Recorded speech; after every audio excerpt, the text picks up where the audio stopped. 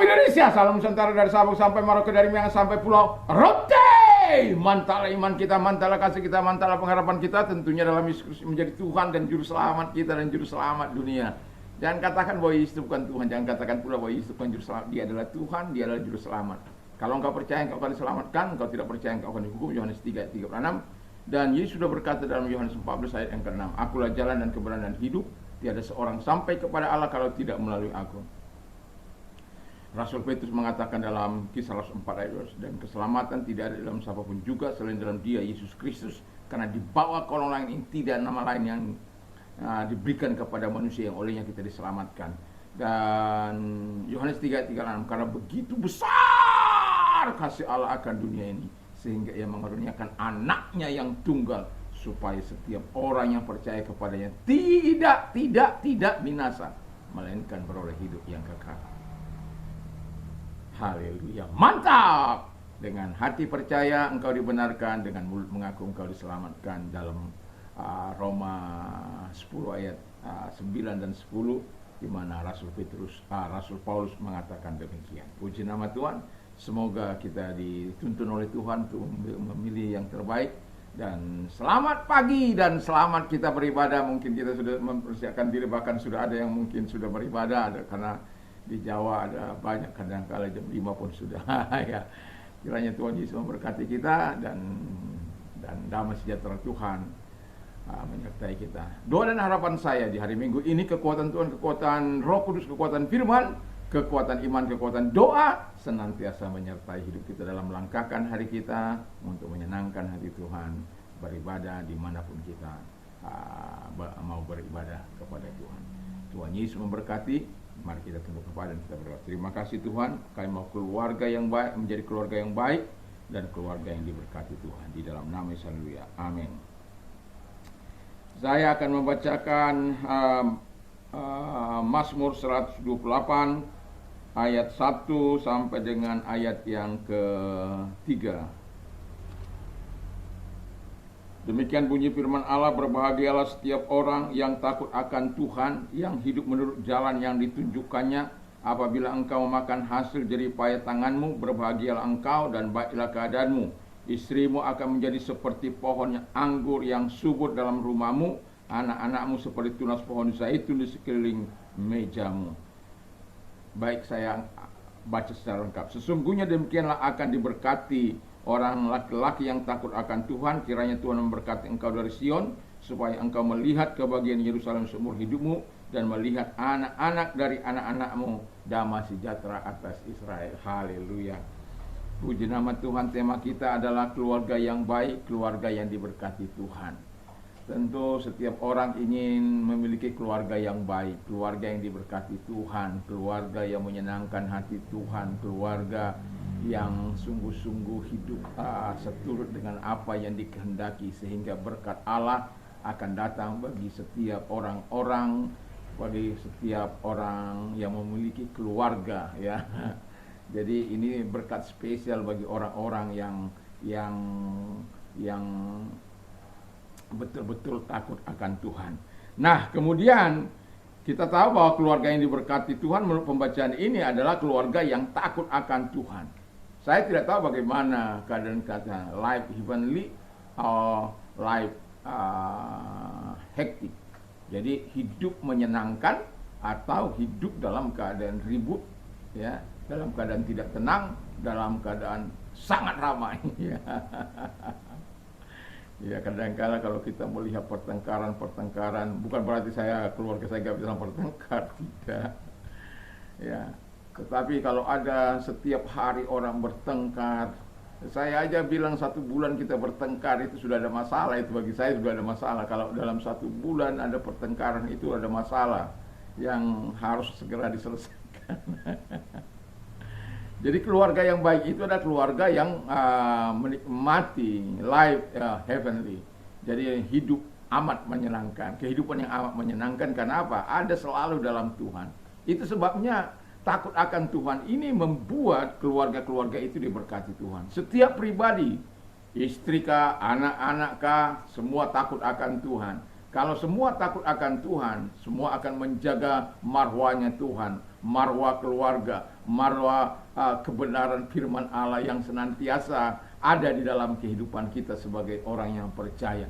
Keluarga yang baik adalah keluarga yang diberkati Tuhan dan yang hidup menurut apa yang dikatakan Tuhan. Yang pertama, saya sudah katakan tadi, adalah hidup yang takut akan Tuhan. Kita tahu hidup dalam takut akan Tuhan itu, sudah seringkali saya berkata, dalam takut akan Tuhan itu ada perlindungan, ada kehidupan, ada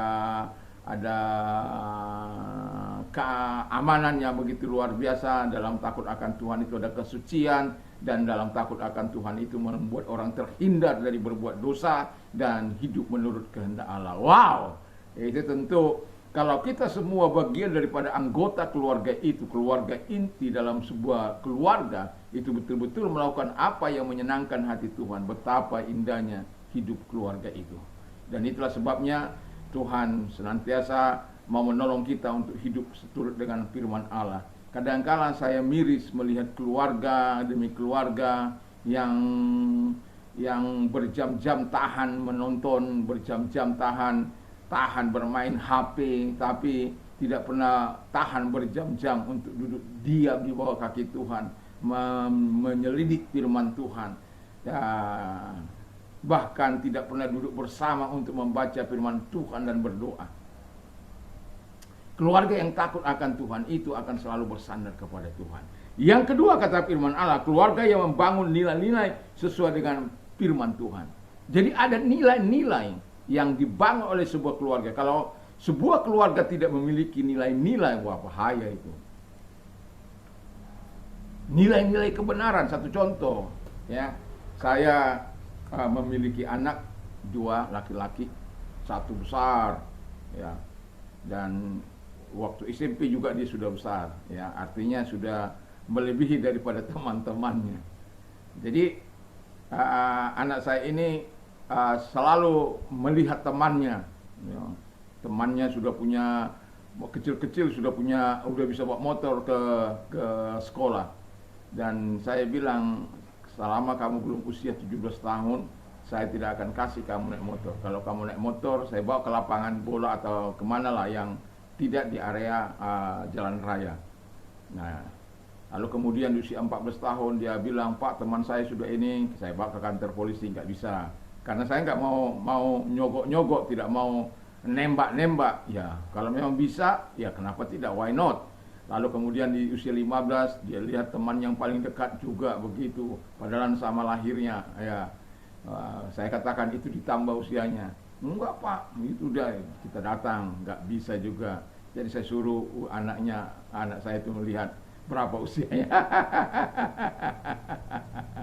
Ditambah kan, ada penipuan di situ. Lalu kemudian ke usia yang ke-16 dia bilang lagi, Pak, teman saya itu kecil Pak, udah bisa dia, tapi usianya di bawah saya masih, tapi bisa dia Pak, coba. Nah, kita datang lagi kantor polisi untuk bagian SIM itu, nggak bisa. Yang terakhir 17 kurang 1 hari. Saya pikir ini udah bisa lah, 17 kurang 1 hari. Oh, masih ada. Saya pikir kalau sudah 6 ada, baru saya ingat. 16 setengah tahun, itu kan sudah lebih lah sedikit. Itu saya hitung sudah bisa. Nggak bisa. Sampai 17 kurang 1 hari. Besok aja Pak, kalau sudah dia 17 baru diurus. Dan usia 17 tahun saya mengurus. Lalu kemudian saya bukanlah orang yang suka menyogok-nyogok.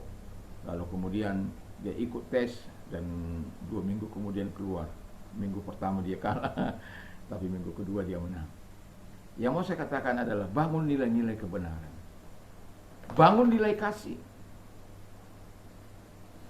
Dalam hidup ini, dalam berkeluarga harus ada nilai yang dibangun, saling mengasihi, saling melayani, saling jujur, saling terbuka, saling mendoakan. Kami keluarga selalu pagi sore itu menjadi bagian untuk datang kepada Tuhan bersama-sama untuk berdoa. Kalaupun ada kesibukan-kesibukan lain, tetap ada jam doa yang harus dinaikkan kepada Tuhan di dalam keluarga kami. Dari pagi, sore itu kami wajib datang kepada Tuhan, menyerahkan diri. Karena kami tahu, kami sadar, kami harus hidup dalam nilai-nilai yang benar di hadapan Tuhan, termasuk dalam doa kepada Tuhan. Dan yang terakhir, keluarga yang membaca firman Tuhan dan taat firman Tuhan. Nah, ini penting, sebagaimana ayat yang pertama dikatakan, yang hidup menurut jalan yang ditunjukkannya. Jadi tidak ada jalan yang kita pakai selain jalan Tuhan itu. Tidak ada jalan yang kita pegang selain jalan Tuhan itu, sesuai dengan firman Allah. Itu sebabnya perlunya keluarga itu membaca firman Allah setiap hari. Kan firman Allah katakan, orang yang mau hidup dalam pemeliharaan Tuhan, kita harus membaca firman Allah itu tiap-tiap hari. Jadi kalau orang Israel kan dimanapun mereka menyatakan firman Allah itu kepada anak-anak mereka, di jalan kah, saat bangun kah, saat mau tidur kah, di seluruh hampir ruangan mereka ada firman Allah yang tertulis, ada yang dibawa, ada yang dikalungkan, dan macam-macam. Itulah sebabnya saya mau katakan kepada kita, perlunya membaca firman Allah, supaya itu menjadi penolong bagi kita untuk terus mentaati firman Allah yang tertulis. Kami kadangkala memang lama di satu bagian, karena kami ingin itu menjadi hal yang membuat rema dalam kehidupan, rima dalam kehidupan. Rema itu juga baca rima, kalau kata bahasa Yunani itu bisa menjadi kata kerja rima. Nah, tetapi dari logos menjadi rima, sesuatu yang kita alami betul-betul dalam hidup, yang mengubah hidup kita, itu sesuatu yang sangat luar biasa. Dan itulah sebabnya saya mau katakan kepada kita, keluarga yang diberkati, keluarga yang baik adalah keluarga yang diberkati oleh Tuhan. Dan Tuhan mau, memang kita melihat bagaimana berapa kali Tuhan mengatakan diberkati, diberkati, diberkati, diberkati. Karena memang Allah ingin setiap keluarga percaya itu hidup dalam tatanan yang baik, sesuai dengan kehendak Allah, sesuai dengan firman Allah. Maka bacalah firman Allah itu, supaya kita bisa menikmati kehidupan yang diberkati oleh Tuhan, dan hidup nikmat di dalam Tuhan. Dan setiap anggota keluarga hidup sesuai dengan apa yang kita bangun, dengan nilai-nilai yang kita bangun dalam hidup ini. Dan itu sebabnya kita tidak boleh hidup serampangan. Hari ini kita berkata A, besok kita berkata B. Itu pasti ada trouble. Ya, kalau kita berkata A hari ini, tapi besok kita berkata B, itu aturan hari ini kita buat A, aturan hari ini besok tidak. Anak saya sudah tahu kalau saya sudah ngomong pasti. Karena saya bukanlah orang yang melepaskan perkataan asal-asalan. Itu bagi anak saya. Jadi itu sebabnya kadangkala anak saya kalau sudah apa juga dia hampir ya tahu sendirilah, ya, like father like son gitu. Tapi saya berharap untuk hal-hal yang baik, ya. Dan sebagai orang kepala keluarga, saya memberikan teladan bagi mereka, bukan hanya kata-kata. Jadi kalau memberikan teladan itu akan berbeda, wibawa kita akan berbeda. Karena apa? Kita memberikan teladan dalam perkataan, perbuatan, dan sikap hidup. Dan percayalah bahwa Tuhan yang kita sembah adalah Tuhan yang mau menolong kita, memberkati kita, selama kita mau disebut keluarga yang baik, keluarga yang diberkati oleh Tuhan. Dan keluarga yang baik yang diberkati oleh Tuhan adalah keluarga yang takut akan Tuhan, keluarga yang membangun nilai-nilai sesuai dengan firman Tuhan, keluarga yang membaca firman Tuhan dan mentaati dalam kehidupan keluarga. Tuhan Yesus memberkati kita semoga adalah keluarga yang baik, yang berkenan di hadapan Tuhan. Mari kita tutup kepala. Terima kasih Tuhan, hari Minggu ini kami telah menyerahkan diri kami sebelum kami datang beribadah, ataupun yang sudah, Tuhan memberkati mereka ketika mereka mendengarkan firman Allah. Dan kami semuanya Tuhan hidup sesuai dengan firman. Terima kasih, kalau ada yang sakit kami perintahkan dalam nama segala sakit penyakit yang mereka derita, aku perintah keluar. Dan oleh bilur daripada Tuhan Yesus engkau sembuh, oleh kuasanya engkau sembuh, oleh firman yang engkau sembuh. Dan terima kasih buat jamahanmu kepada mereka. Dan kalau engkau sudah mengalami masalah berat dalam hidupmu, angkat kedua belah tanganmu.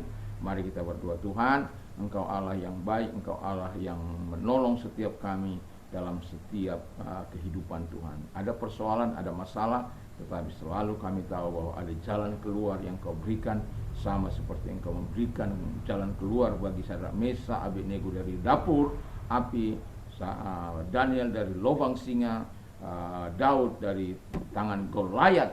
Tapi semuanya itu karena kami, mereka adalah orang-orang yang takut akan Tuhan dan menghargai Engkau.